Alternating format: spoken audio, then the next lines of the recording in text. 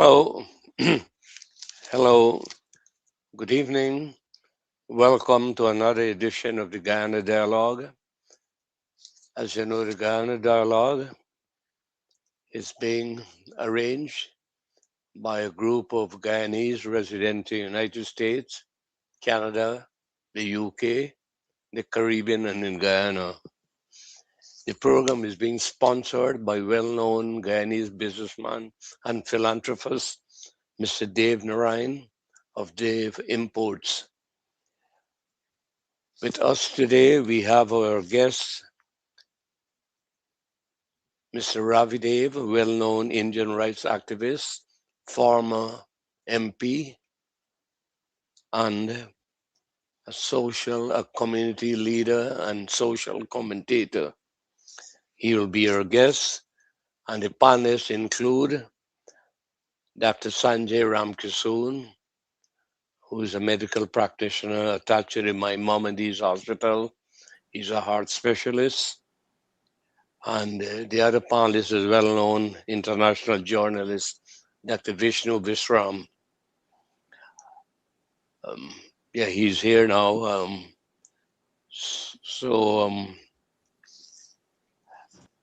Before we, I'm not seeing our guests. Yeah. So we are very pleased to have Mr. Ravi Dev here. Now there's some key topical issues, if you can briefly comment on them before we can go down to the more technical and tough stuff. Right now, Ghana is in a couple days of excessive rainfall and flooding, and then that has raised questions about garbage disposal and how it affects irrigation, etc. If you can comment on that quickly, and the government taking over 57 streets in Georgetown in accordance with the Municipal Act. And if you can briefly touch Dr. on the Tara, I state. can't hear you. You can't hear? You can hear? Nobody can hear? Yes, I'm hearing you. I'm hearing you. I'm hearing you. You can hear me? Yeah, I'm not seeing you, but I can hear you. Yes. You can hear me, Dr. Sanjay? Dr. Sanjay, can you hear me? Evidently not. All right. So you could proceed and ask um um the hopefully he will join us.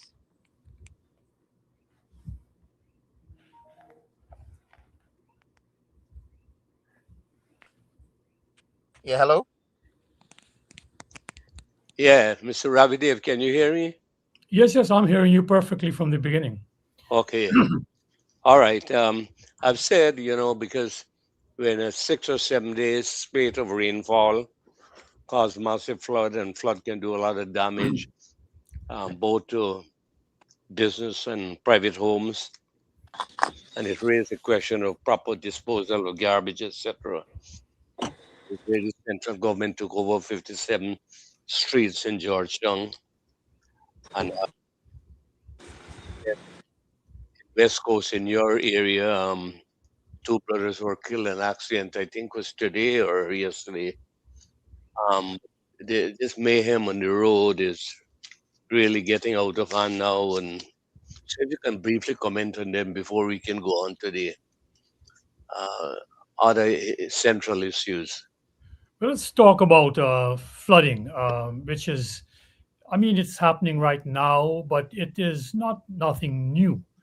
We had the great floods of 2005. And since then, we are all been educated, hopefully, that climate change is resulting in a number of natural phenomena being altered. One of them, the rising ocean, and secondly, different rainfall patterns.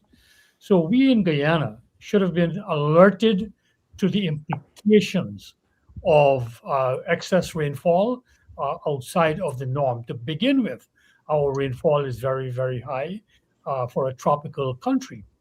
but like I said, it has increased. Now, if we go back to the foundation of Guyanese settlement on the coastland, where all of us, 90% of us still live, we are basically living in a trench. 200 yards from my home here, there's a seawall that's supposed to keep out the Atlantic because we are 4 to 5 feet below the Atlantic.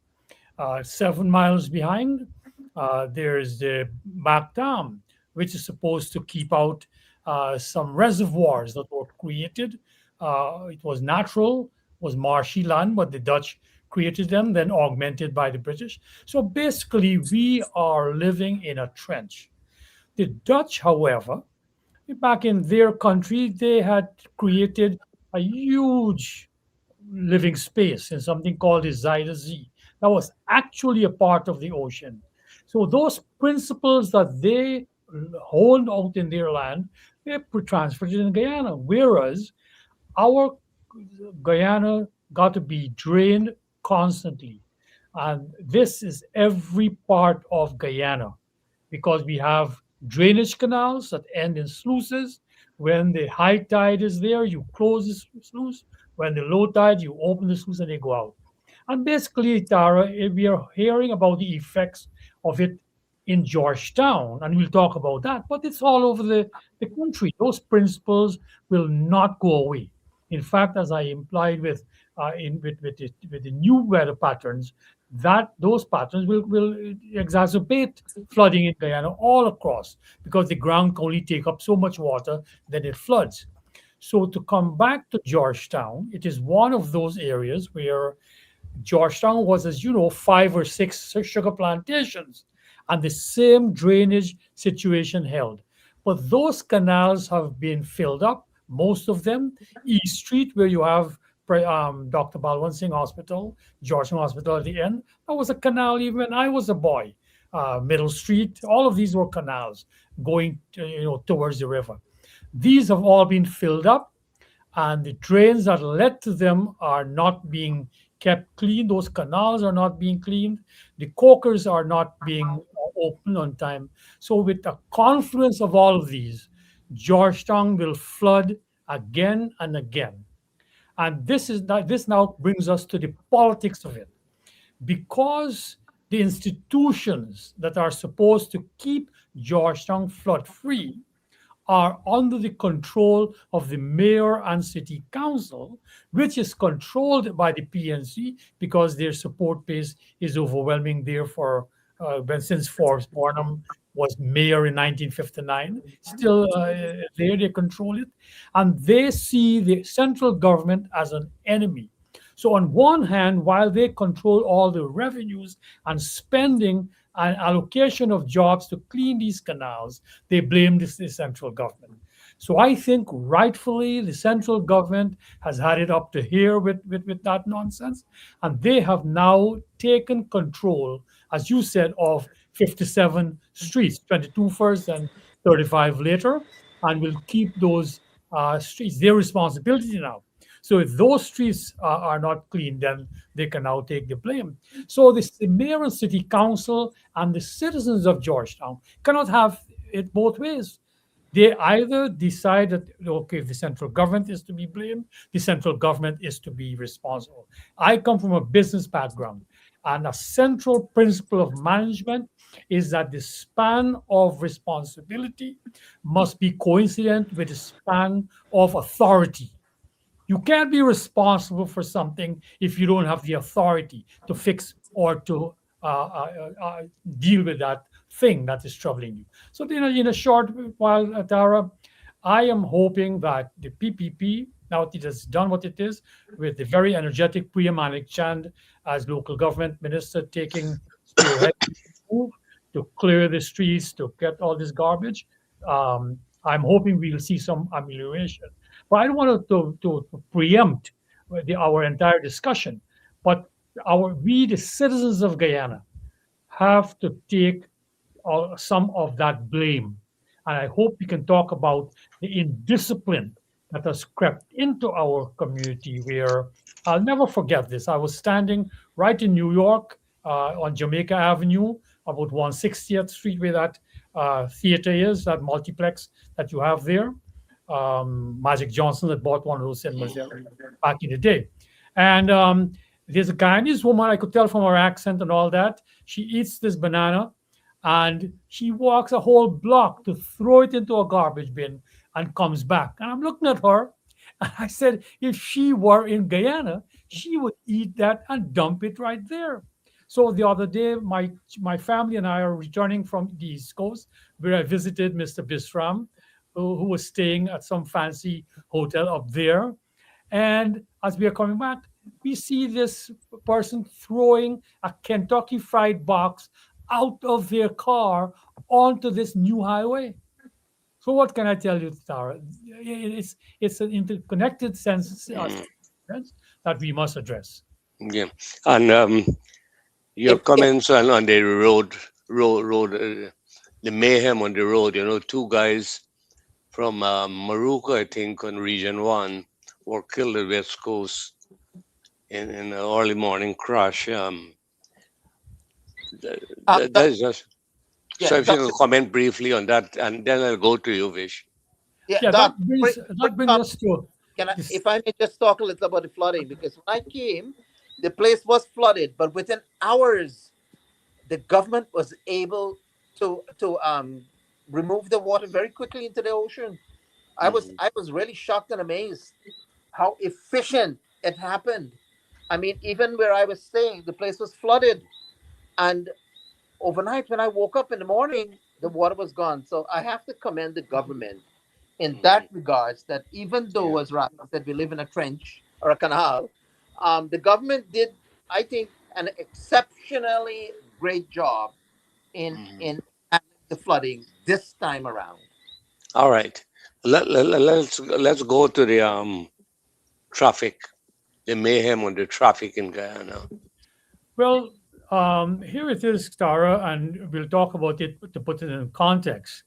That in Guyana, we had, a limited number of roads, and my friends from Trinidad, when they visited, was tease us about only having one road across Guyana. And but the point is, when I was growing up, you literally on the whole of West Coast had about 15 motor cars, and as boys, we knew the car numbers, and we would call out the number that go, and we know who was driving that car and who was their daughter and everything about that. They were just so few cars. Now, the amount of traffic, again, when I went out to see Vish out on East Coast there, to move from Iflut, where I live, this is deep country now, Iflut, this is not Georgetown or anything. For you to get from Iflut past Leonora, which is just a mile to 2 miles, it takes you almost half an hour. And you have to inch your way all the way through the new highway at Schoonard, which takes you to the bridge. Why is this? Even with the massive increase in number of roads and highways, the number of cars imported into the country are far exceeding this. My son bought a car for his mother last year. I think it's a PAE or something like that, right? And every number letter you go up is 10,000 cars, and then the letter changes. And for since then, there have been at least 80,000 cars more in the country. So you're talking of and I'm talking deep country now. Every home in Ocean View here has one, two, or three cars. So first thing we have to concede, Tara, is the number of cars. The habit of the driver, however, it would appear to me that they still want to drive as well when there was no cars on the road. And so it's a tremendous indiscipline in the Guyanese society, which we can talk about from a social Hmm. standpoint as to what's going on. So, for example, having lived in New York and learning to drive in New York, we had to do that course in defensive driving. You know, that 5 hour, whatever it is. And you learn to keep a certain amount of space between you and the car ahead. In Guyana, they snicker at you and they see that as an opportunity to go in front of you. So I always ask myself, you have saved maybe 1 second, but the amount of maneuvers you've taken to go into oncoming traffic and do that, man, who are you kidding? You're just courting death. So, Tara, most of the accidents that you are seeing is due to drivers not following basic principles of defensive driving. And again, we must come back to especially young people who may not have their license. My daughter is a doctor at Georgetown Hospital. On a daily basis, as an anesthesiologist, she sees these young kids, broken bones from motorcycle accidents on a daily basis. And it never ceases to amaze her that when she speaks to them, because as the anesthesiologist, she has to speak to them before and after, that there's no contrition. They're not contrite about speeding. That is part and parcel of this new culture that has developed in Guyana. So it is something that, in my estimation, as a defensive driver, they put me at risk by the way they drive, and I'm very cautious right now whenever I go out onto the roads. And in New York, let me just be frank, not to boast or anything. Vish knows that back 40 years ago, I drove a Porsche and a Mercedes in New York. So I love speed. I like speeding. But the point is, you have to drive defensively. It's not present in Guyana. Mm. Okay, Dr. Sanjay. Dr. Sanjay. Yes, yes. Hi, Doc. Good evening, everyone. I'm very happy to be part of this esteemed panel today. And, talking about the floods in Guyana and the reckless driving that we're seeing, after the floods come a lot of other things like vector-borne diseases, malaria, cholera, worm infection, and all these things. And it creates a problem, uphill battle for the health sector going forward. I understand that we can't do anything to sort of prevent the flooding, but like Vish said, the government, kudos to the government that their quick action, helped to remove the water in the flooded regions. My quick question for you this afternoon: what is the responsibility of the young people in the country at this moment? Can we improvise and add defensive driving and sort of a part of our social studies curriculum? Do you see this going forward as will be productive?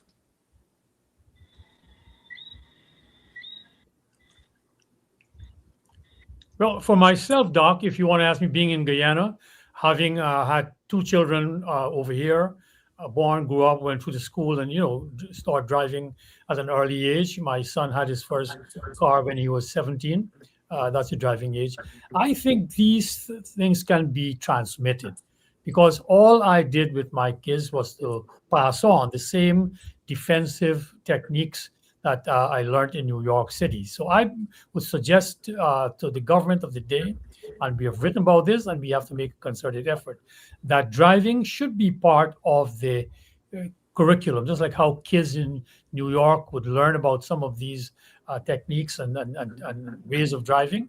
It should be brought here, because we are fast developing a culture where it might be irreversible. The government, to its credit, has already taken a stance, and President Ali has said that anybody found with a license that was bought, and which is a common practice in Guyana, will be charged and even imprisoned. And we got to enforce that. You got to earn your lesson. And so the driving test, which is impacted, they do have a decent driver's education in Guyana for you to get your license. It's just that it almost passes through one ears and through the other, as we say in the countryside. So the government has to be much stricter in follow-up tests. I think in New York, if I remember correctly, we used to have some kind of retesting every so often. You guys can tell me more about that. And I think it has to, meaning you have to recertify yourself that you understand these rules, and more importantly, on the roads. Doc, the government can pass all the rules you have, but the big problem also will be enforcement. Yesterday, when I drove up, I went back to LBI, where my kids are building some houses. The police were all over the road, because the government, through the Home Affairs Minister, said they were going to crack down on tints, because some of these cars are so heavily tinted. You wonder who is in them, if it's some aliens from Mars. But it's all part of that breakdown in our culture of seeing that we are a society. So they're cracking down on that. Minister Priyamanik Chand has again raised the vexing issue of these, how do I put it, boom boxes that pass for motor cars. This is tremendously a huge problem. So we can talk about it in terms of noise pollution, but it doesn't describe the half of it. I have bought my home and built my home where my father came from in Iflat, out of the Logis. He came here. But it is something that my wife never ceased to remind me. Why did you come back here? Because in the middle of the night, these boys with their boom boxes in You're their having car would be playing the loud music. So it's a whole set, a syndrome of activity yeah, that goes back to, we're how do I having put some it? technical difficulties here. Vish, Yeah. you want to comment on that? Right. Just to add to what Mr. Ravi Dev just. Vish, Yeah, yeah. I'm hearing you. I'm hearing you. Are you hearing me? Hello. You were, we're hearing you, Vish. Yeah, yeah. All right. So just to can you add. hear? Yeah, yeah. Just to add what Ravi Dev just said. I mean, I've been traveling around, and almost every day you heard about, if you have not read Um, we about apologize. deaths. We have some technical. Is,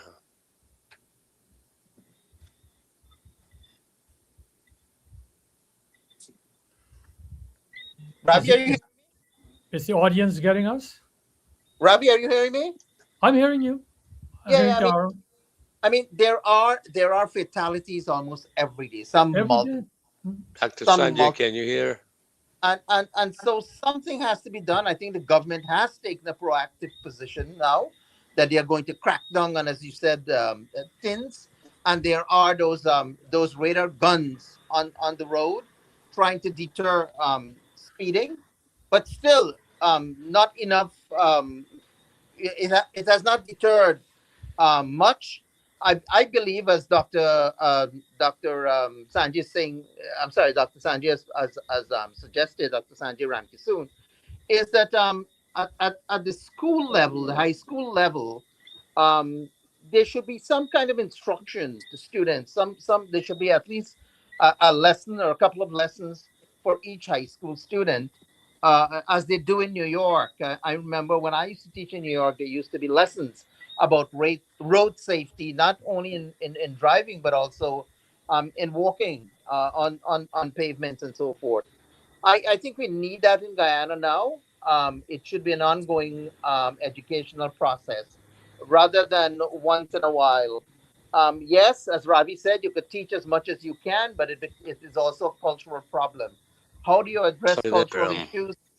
Don't know.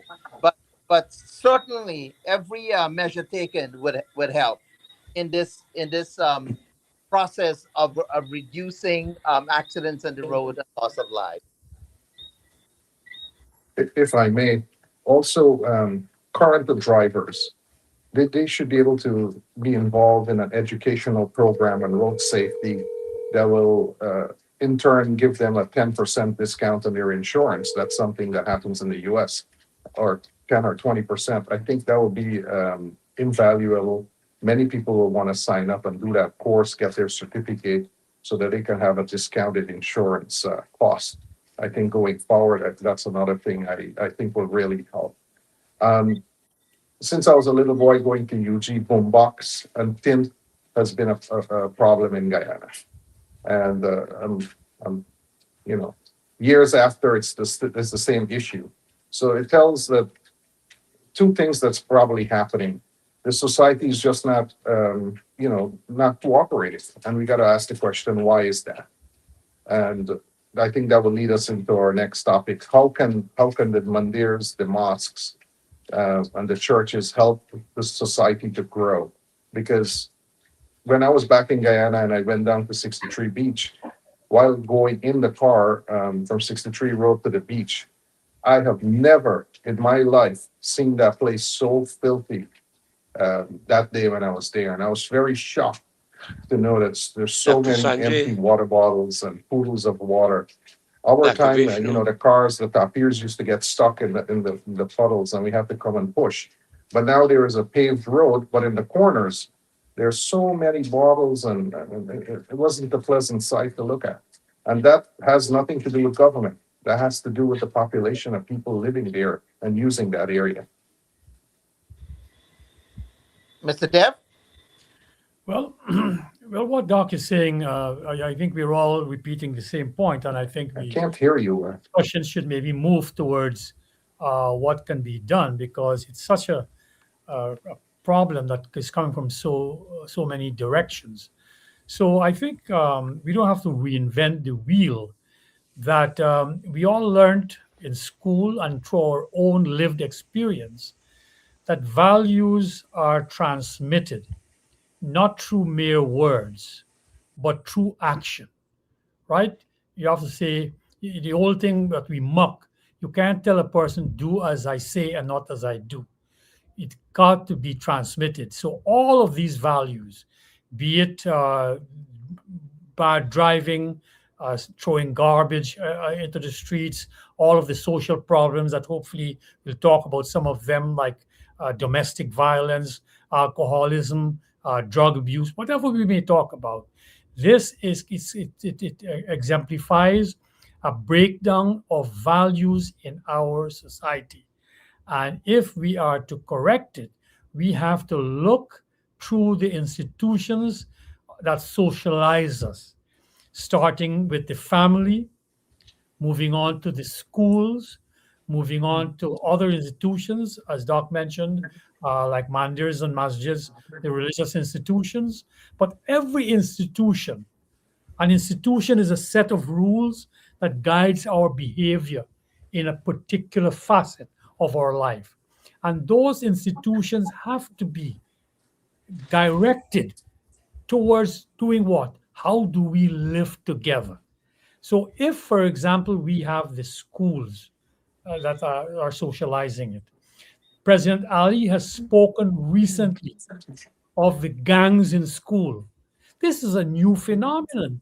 When we were going to school, you're talking of 4 or 5 decades ago, of course you would have all us boys would fancy yourself as a group. But the worst thing we would do would go to swim in the seawall, as we say, without our mother knowing, or swimming in the Sugar Estate Canal without our parents knowing.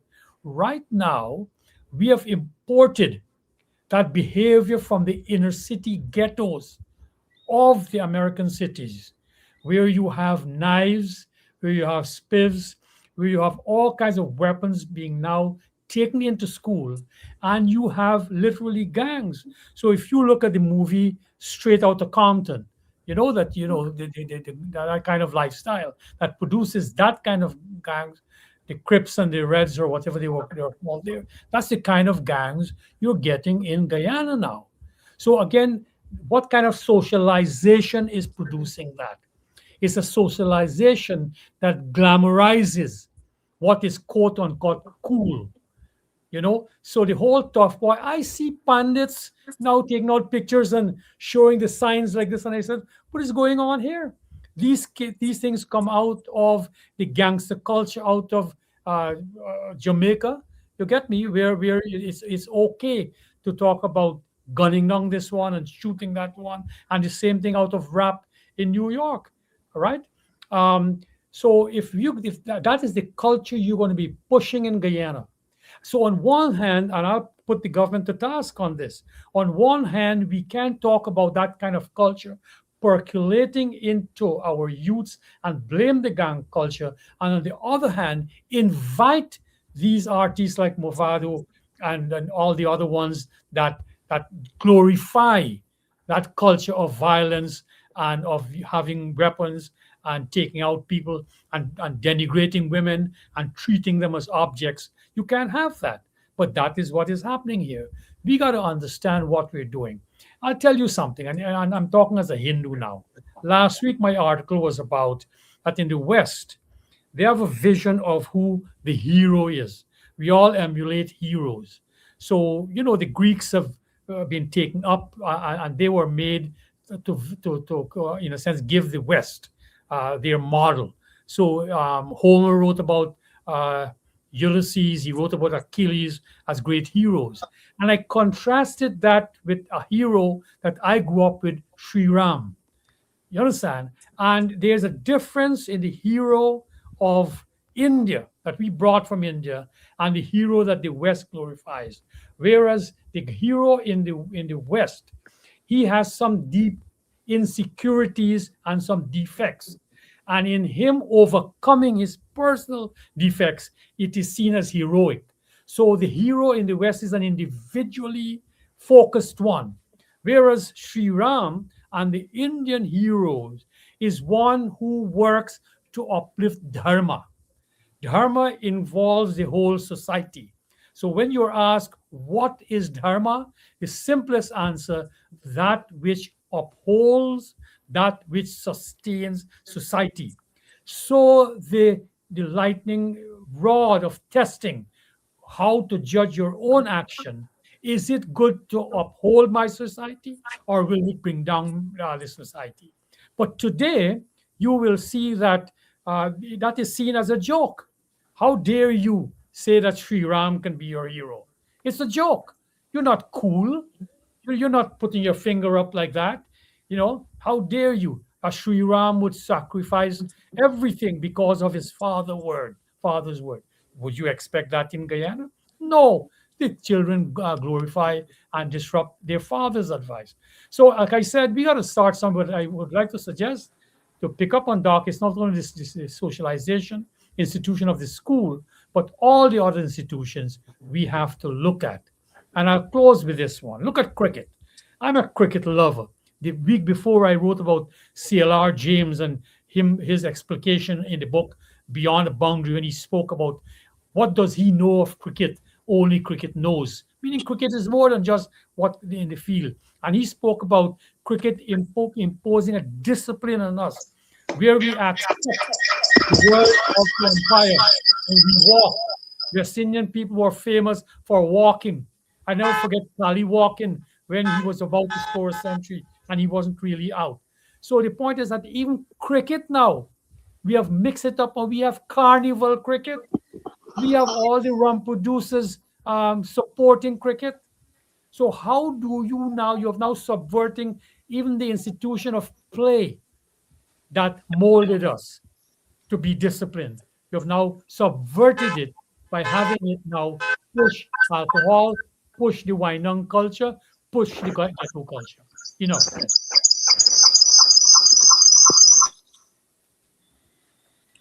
Yeah, I'm in total agreement with Mr. Dev on this issue of discipline and so forth. Yes, the religious institutions have to play a greater role.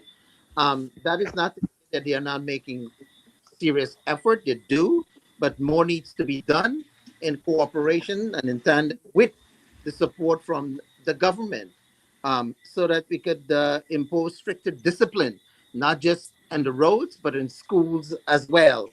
Otherwise, the situation will simply worsen. And as Ravi correctly pointed out, historically, there was there are certain things it was considered one could not even think about doing certain things in the past. But gradually, over a period of time, and rapidly in recent time, people are just ignoring social rules, social mores, and generally about the environment where they're living. Mm. Well, Wish, to add what you're saying, the government has stated that they will give resources, including financial, to churches, mosques, mandirs, because they are strategically placed in communities where they can interact. They got direct contact with people, parents and children, and they can help to restore that level of morality or discipline. I don't know how far they have gone. As far as I know, they haven't given me any kind of monetary assistance yet to any mandirs um, as part of a deliberate policy of the government, which they said they would have done maybe they will do it later if they haven't done so. Maybe Ravi ji, can you say if they have moved in that direction yet? Well, I have heard talk of it, Tara, and I don't know how far, but it is, in my estimation, since our religious institutions were explicitly founded to deal with the needs of their judgmans, Christians would call it congregation, Muslims would say their jamaat. You were explicitly founded to deal with the issues that confront them. And I have been here for over 30 years doing working at the social level. And we have spoken in each of the different religious bodies to get their act together. And I must compliment the Muslim community for doing the most effective job amongst them. I'm not saying they're perfect, but if you were to do a comparative survey, a compare and contrast analysis of which bodies are addressing the needs of the community, the Islamic community are way head and shoulders above the others, right? I went to a wake in my street, the Meiji of the village past, and I was so impressed by the youths who showed up, Muslim youths who showed up, and the way they conducted themselves, the way they conducted the discourses about the Meiji and his life, and so on. It shows you they were fully integrated. Whereas we have two mandirs in my village, my very small village. One an Arya Samaj mandir and one a Sanatan mandir. And I do not see, to be very blunt, I don't see the comparable involvement in the community at the grassroots level. Mandirs and masjids cannot, mandirs or churches cannot just remain within a building for people to come every Sunday and every Thursday. This is not how. Let me talk about the Hindu Samaj, of which I am part and parcel of, and which I know most about. The Pandit or the Purohit, his practice coming out of our Loji days, and I'm old enough to remember this, that the Pandit would come and he has his judgments, he has his people in the village that who he ministers to, and would go into their homes, would quote unquote settle their story, would talk to the young people. All of this was part of their mission. We don't see that here. What we have done basically, because of the indentureship experience, Sunday was a day off, so we go to Mandir on Sunday, just like how Christians go on Sunday, and that is to be Hindus. Later, we said it came in to do, in fact, it's called to go to a service on Thursday night. So a lot of places have something on Thursday night. But you're expecting the person to come to you. Why aren't you going out? My sister is a Christian, and she, when I come up to New York, I stay with her there. And I can see that they have a wellness community that talks about health. They call up their membership. They call up their older people to find out how their health is doing. There's always an outreach. So coming back to Guyana, with all of our problems, and I have spoken to Hindu leaders, but I'm not seeing the results of it. I'm going to be blunt, right? There's all kind of Hindu institutions being formed. I won't call any names at this stage, new ones and old ones. And yes, we'll put on something like a big jalsa for Hanuman Jayanti on last night. But what about the day-to-day thing apart from Hanuman Jayanti or apart from Ram Navami? What about between those days? What are we doing with our people and with their problems that they confront?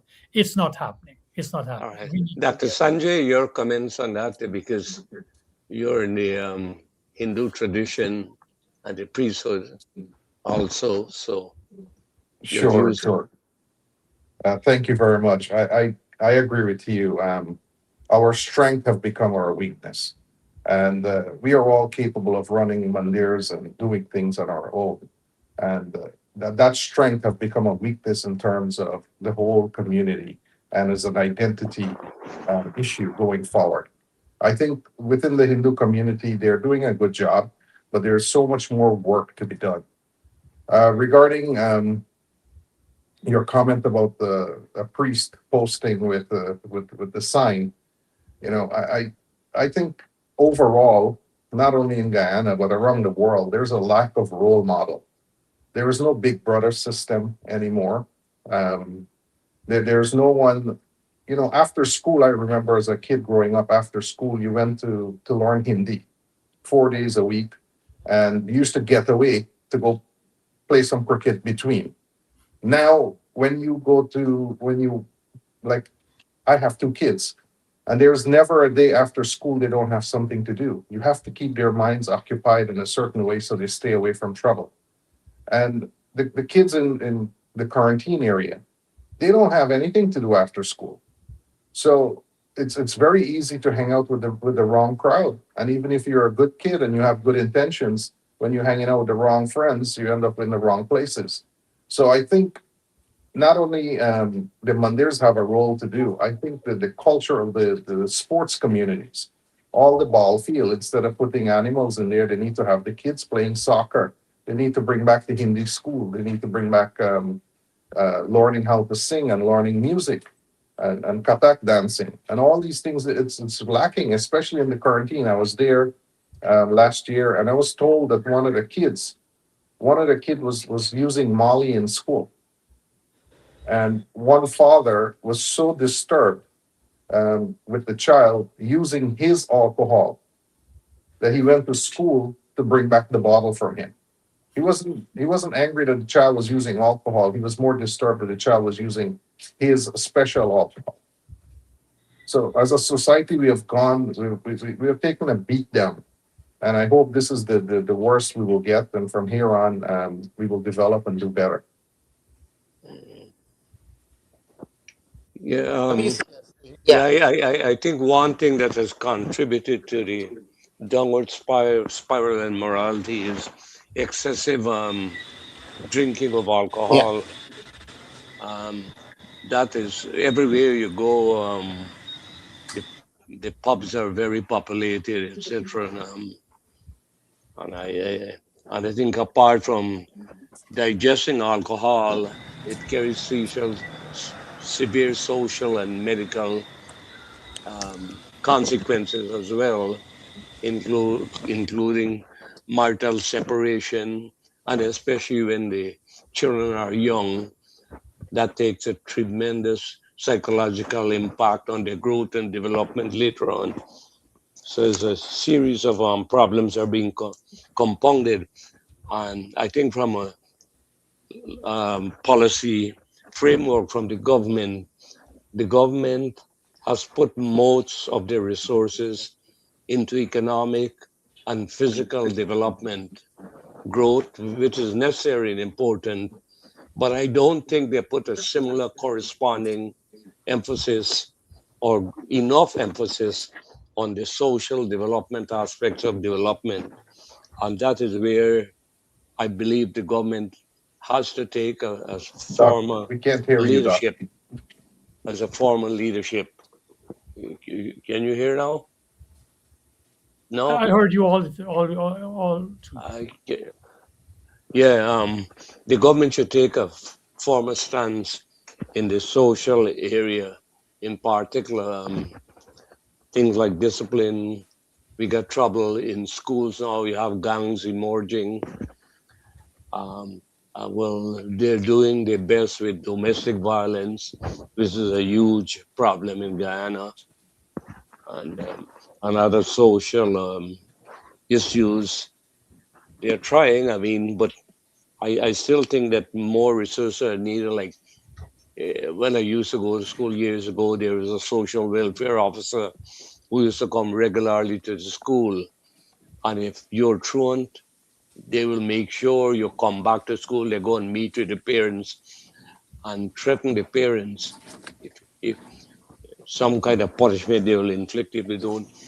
And hardly people who are absenting from school, they're going to school. I don't know if you have that same program. I was told there is one welfare officer for each region. I think there should be a school welfare officer for every school in Guyana. They can offer counseling as well um, to students who got some difficulties and help to resolve issues. So the teachers are important, but we also need social welfare officers or counselors, whatever you call them, to do this mediation interaction. Now, this is not to detract our parents. We cannot excuse them from this discipline configuration. They have to play a part in disciplining their children too, not only the churches and the mandirs, but the parents have to pay. We have gone to several mandirs in Guyana, in New York. The parents will go to mandir, but very few of the children they take with them to mandirs. Some of them do, but the majority don't. So what do we do to incentivize these children to get them to come to Raviji and then to Dr. Singh, before Ravi speaks, mm, you know, Ravi made a very valid point earlier, and that is that the Islamic leaders do play a very, very proactive role. They go out in the community to recruit and bring students into the masjid. I in some cases, the Christian leaders also have done that, but I have not seen that in recent decades among the Hindu leaders to go in the community, have conversation, encourage people to come to the mandirs so that they could have these social discourses, guidance counseling, as well as learning Hindi to keep them preoccupied, for their minds to be occupied, as Dr. Sanji rightly put it. If these are not done, then the kids' minds would wander away, as they do in New York as well. And that is why almost every school now in New York have after school programs. Of course, a lot of the kids don't attend the after school programs, but they're there, and the teachers make every effort to encourage the students to come to these after school programs. We need to have these kind of programs in New York, and I understand. I only found that out today. um, the so-called, what we used to have, common entrance, there are extra lessons last week, this week, and next week for kids who are going to take the common entrance exam. Even though school is closed, they are still being encouraged to attend these special lessons so that they're not going to have free time in order for the minds and thoughts to be disturbed. They're going to remain focused on their education. Mr. Dev? Well, Tara, you see, we are going over ground that we have, gone over privately. So, well, we'll talk about it to our audience, which is that, again, let's talk about the Hindu Samaj, as to its need, because they're amongst the groups that are having the greatest social challenges. They're upfront, whether it is wife beating, wife killing, domestic violence, alcohol use, suicide. The Hindu is there up front and at the head of the table with all these social pathologies. So let us talk about. In the beginning, I spoke to knowing your heroes, the Eastern hero, the Indian hero, who is Sri Ram. That you must now try to be like him, and your actions should be molded by what is good for the society and not just what feels good to you. You do it for that. How is that transmitted? Coming back to your point, Tara, we must start with the family and then of the school and of course the mandirs. Over a decade ago, from the States, we have the Hindu Mandir Executive Conference run by VHP America. And we had a session in Trinidad where all of the Hindu leaders in the Caribbean were gathered. And we spoke about these same problems, and they were all there. The Mahal leader of the Hindus of Guyana was there. And one of the suggestions we made was that we might not be all be able to get our kids to read directly the Ramayana in Avadi or Hindi or whatever we want to call it. We'll not get into that debate there. But the point is, though, it can be taught in English also, with, of course, references to the Chaupais and the Dohas. But that we should start from the lowest grade one, going all the way to grade 16 with booklets about the religion taught in schools and in the mandirs, right? You can have Hindu clubs in the school, but at least in the mandirs, teach them the basics of their religion. Islam does a tremendously much better job. I live among Muslims. Some of my relatives are Muslims. I can tell you they do a much better job here. Our kids don't even know the basics of what a Hindu is. All my friends who I grew up with, and we are all sugar estate boys, we all drank. But by the time all my Muslim friends hit their 30s, they knew that as a Muslim, you don't drink. That was a value that was passed on to them, and so on and so forth. The Hindu doesn't do that. We have no firm understanding of the rules and what it does to us. So we had suggested at that conference a decade ago, and this Hindu leader of the largest grouping in Guyana promised to take care of that and didn't want any assistance from any other group, that they would do that because I had already written a 400-page uh, book, booklet, just to put together my own studies for my own sake in English about the basics of Hinduism. And there are several now on the web. Why can't these be broken down and taught? If Christians have Sunday school, why can't we have a similar thing for our kids to know the basics of their religion? And you can even put, how would I put it, a pragmatic goal to it. My son, how I got him involved, he went to Queens. He's one of the boys who always topped Guyana at common entrance and all of the levels. But when he got to Queens there, at the CXCO level, I was saying GCE, it shows you how old I am. The CXC, there's a subject called religious knowledge or some such, of which you can choose which is your largest component. So all of these knowledge that you picked up theoretically, if you were taught about it, it will then come for you to get a subject at this. So my son, again, who wanted to top the country, he took it as a subject. And it could be done. So, from a pragmatic reason, he learned it. So now he understands the basic. So, if I were to allude, talking about, intersex and some of the new modern things, if I were to talk about it, he would know that in the Mahabharata, there was somebody, right, who had those preferences and how we dealt with it. When he talks now about the Ruler Act, he knows about Sri Ram and how it was at because it was taught to him as part of a coursework. So, what I'm suggesting, we have to be practical. So, our Hindu institutions, a new one was formed about 2 years ago. I spoke to the person who is the leader of it and suggested it again. They will have to, even without government help, Tara, without government help, our own people will have to help. Muslims have zakat, Christians have tithing. Why can't we have dan? Huh?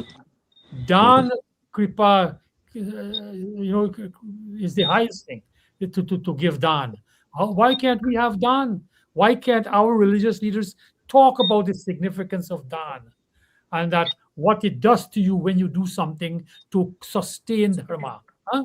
Dharma rakshita rakshitaha. If you protect dharma, dharma will protect you. And we are seeing it right now, Tara, that right at the back of me here in this village of ours, there's one family that has drunken themselves into such a stupor that it is now transgenerational.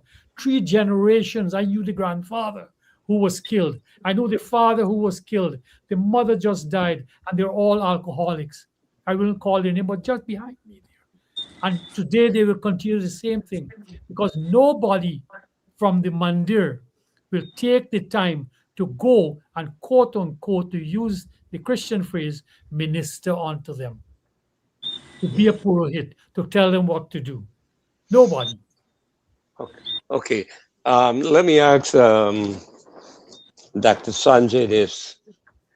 Do you think with the advent of AI technology that can help to interest our young Hindus to become more involved in their religion? The AI technology can help to open visions or vistas for which they were never had before. There's so many things they can do. They can learn, get a deep understanding of Hinduism, the tenets of Hinduism, etc. And since Hinduism is essentially a scientific religion, what do you feel about this AI technology and the growth of Hinduism among the young people in particular? Technology does have a very important role in Hinduism. In terms of AI, am not sure how it will play out, but I think there's tremendous uphill benefits from using technology in assisting young children and kids. Because look, it's because of technology that Bhai Ravi Dev is in Guyana and we are here and we can speak and we are learning so much from him and vice versa. So I think with technology and AI, particularly, whatever the learning institutions in Guyana would like to take up the battle, it's very easy to have someone sit by a computer and teach 25 kids in Berbice and 25 kids in Essequibo. So I think that I agree with you that there's a lack in grassroots activity. There is also a lack in interest. But once there are people on the ground and there's some form of incentive, doesn't have to be monetary. It could be coursework incentive. It could be a college credit incentive. It could be an incentive to be part of a different organization, and recognizing young people, starting a quote unquote a big brother program where you have positive influence on people. When there is a cricket game, if you attend the last 10 classes, you will get a ticket to go watch the cricket game. It has to be incentivized to a certain way. And this is where the Ministry of Culture and the Ministry of Education has to sit down and brainstorm. And they have to know exactly what they want their society to be.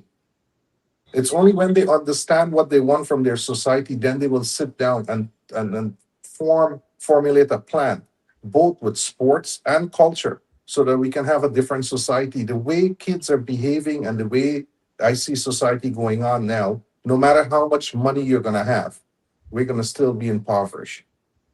So some Mm, changes have to happen now. okay, thank you. Dr. If Vishnu, I'm, yeah, yeah. So AI go is ahead. very important, but AI is not being introduced in the schools as yet, and it should be. Even in New York, where I am, AI is now making its mark, its way into the school system. In Guyana, the president talks a lot about AI. I believe money is being invested into AI, but I don't think it has reached the secondary school level as yet. It probably is in the the college administration, in the college system, but once the kids get into I believe it will help. But you see, whether you learn Hinduism through AI or whatever means, you have to develop an interest into it. And how do you develop this interest?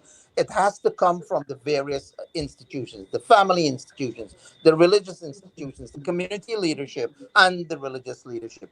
And as Ravi Dev pointed out, um, that has been very deficient um, in recent years. I mean, we certainly need to have our community leaders, elders, as well as religious leaders play a vibrant, dynamic role than what currently obtains. I If I can just add there, in okay. Hinduism we have the Guru Shishya Parampara system, where the Guru will sit there and teach, and it's the same sort of system we have in the classroom. Remember, kids will only learn 30% of what's being taught. They will learn another 30% from the people around them. and 30% has to come from within. And for you to get to that 90%. So technology has its role, yes. AI has its role. But how many times haven't you seen things on using AI on Facebook that's completely false? And so the narrative, there are a lot of people who are looking to create trouble and to spread misinformation. And so AI gives them a good platform to do that as well. So from a Hindu standpoint, there's nothing will stop the Guru Shishya Parampara system. And I think that system is preservative and that system will always be everlasting. Okay, but the key thing is that we can talk about all the things that we ought to do or should do. Now, who will take the initiative to be the leader, will lead in this direction? My view is that people at the NDC level, at the governmental level, NDC should be the leader. They should mobilize the churches, the bandits, the mosques to get them to work with them. Now that the NDC councillors are being paid, they should exert a little more interest in the community welfare. There are lots of groups now that forming, like I know in Lenora got quite a few groups now. They're doing community work. I don't know to what extent they're doing in the religious area, but I don't think much focus is being in trying to develop the moral standards of people, and that is where the church has to play a role, and they need the political, the driving force to get the resources from the NDCs to do this work. Of course, in collaboration with schools and parents, or if they got parent teachers association, etc. Now we're on program time, so I'll ask Vish to make your last comment, and Dr. Sanjay, then we pass on to our guest, Mr. Ravi Dev, to give his closing remarks. So Vish? Dr. Yeah, Dr. Tar, you raised an apt question. Who is going to bell the cat? Who is going to take the leading role? And that's the answer we don't have. But I want to commend for this program as well as for the Hindu conference you had a couple of years ago, and I know you have another one later this year. I hope all of the leaders can work together in order to address all of the issues that we discussed tonight, as well as you did previously, and that people write about and talked about continuously. Well, Dr. Sanjay will probably have an announcement to make. They have a conference to discuss some of these very issues in July. Dr. Sanjay? Yes, yes, that's correct, Doc. Thank you. In July, I think it's the 25th, we have a similar conference, the First Caribbean Hindu Conference in Queens, that's in Jamaica. And we'll be talking about some of these similar topics. But when the question was asked, who's going to build the cat? And I think it's everyone's interest. Whether if you're Hindu, you're Muslim, you're Christian, I think everyone has an important role to play in development of a better society to live in. And I think that's the message that we as Hindus and Guyanese have to send, that it's everybody's interest to put their resources together so that we can develop a better society. Because why do we want our 18-year-old child in jail, right? And when your neighbor child gets into trouble and gets into jail, it's just like your own child. And so we have to develop that mentality to understand, like Ravi Dev said, how do we protect our dharma? When we look at Prabhu Sri Ram Maryada Purushottam, when he did something, he did not do it for himself. He did it for the greater good of everyone. And so I thank you very much. It's a great conversation this afternoon. Thank you Listen, very much for having me.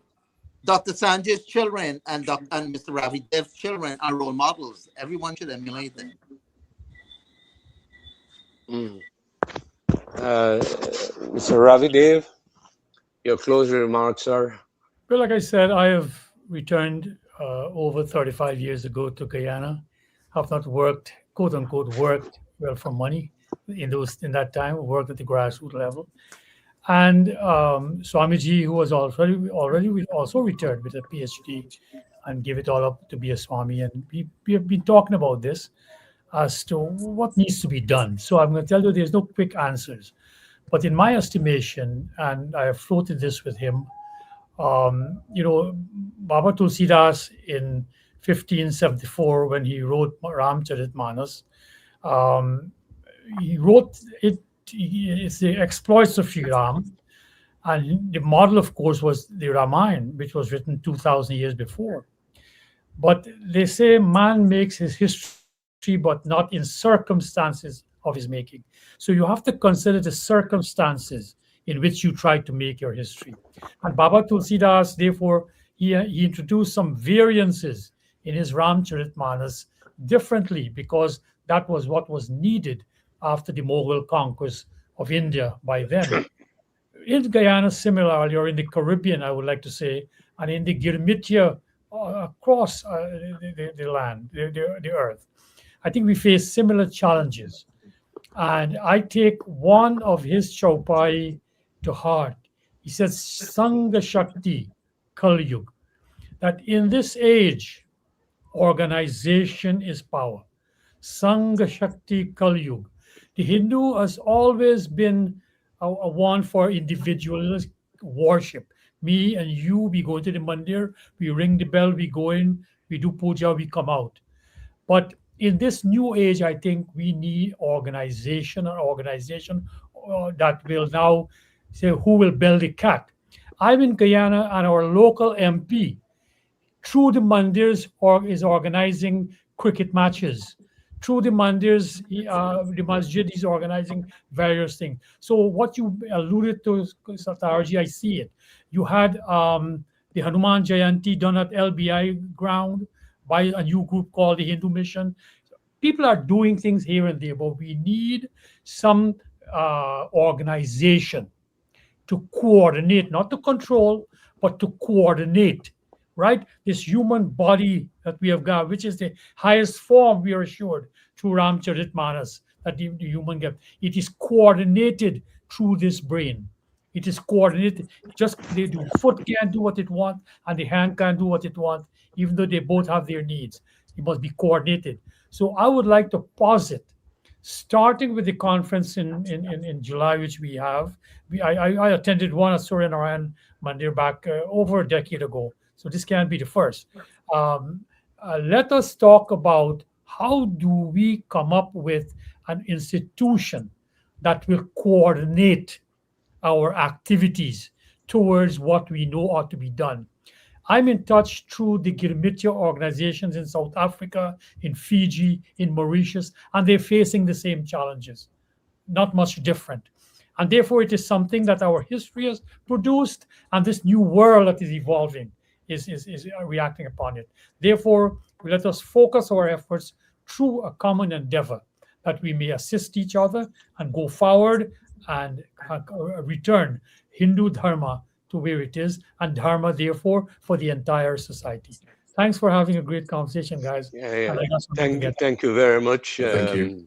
You you very know, much. you're playing a leading role in community development in Ghana, as well as the intellectual debate on politics and economics. And also, we have another stalwart in Dr. Sanjay Ramchasoon, who is not only a heart specialist, but is deeply involved in Hindu religion, planning conference, and he's also an intellectual of very good standing. And of course, we have our international journalist, political commentator, who writes article almost every day, Dr. Vishnu Visram.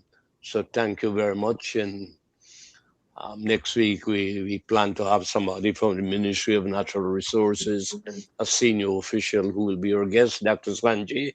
You're on for next Thursday as well. We have the Ministry of Natural Resources there. And Mr. Ravi Dev, if you happen to be in New York I in think he's July, gone. we hope to see you at that conference, and also the conference in December in Guyana. And thank you very much. We thank our listeners. Good night. I can't hear you. God bless you. Have a wonderful Doc, if weekend. you can hear me, we can't hear you. I